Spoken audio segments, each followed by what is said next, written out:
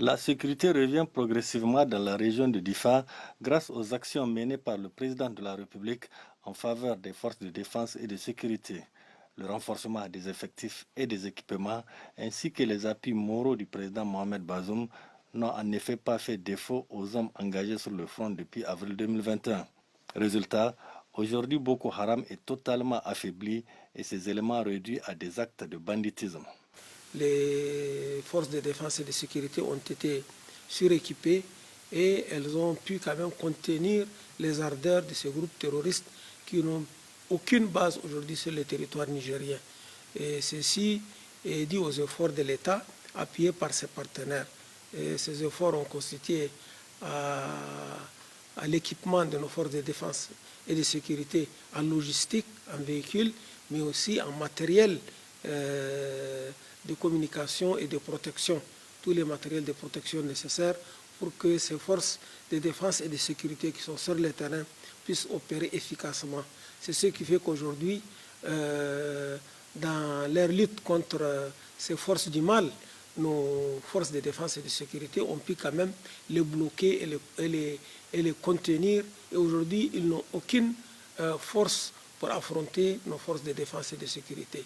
Ils sont incapables de le faire et ils déversent aujourd'hui par rapport à des enlèvements sur des paisibles citoyens qui habitent le long de la berge.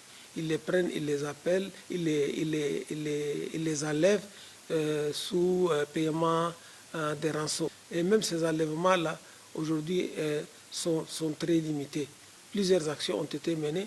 L'effectif des forces de défense et de sécurité, depuis l'accession du président Issoufou, mais aussi depuis l'accession du président Mohamed Bazoum, ont connu un accroissement énorme.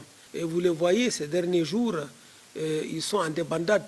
Ils ont quitté parce qu'ils sont en conflit entre eux, l'État islamique au niveau de Sambisa et les éléments de Boko Haram sont en conflit. Et ceux de Boko Haram étant en défaite sont en train de se positionner pour se placer au niveau de nos îles du lac. Alors, dès que nos forces de défense et de sécurité ont eu l'information, ils ont mis tous les moyens en œuvre, les moyens aériens et terrestres, pour le bloquer, pour leur empêcher d'aller se positionner sur notre île, où un autre émir leur a fait appel, celui qui occupe les îles du lac leur a fait appel pour leur dire de venir là-bas, qu'il va leur créer de bonnes conditions d'accueil, qu'ils vont cultiver, ils vont bien vivre. Donc une façon de les positionner pour mener des attaques contre le territoire nigérien.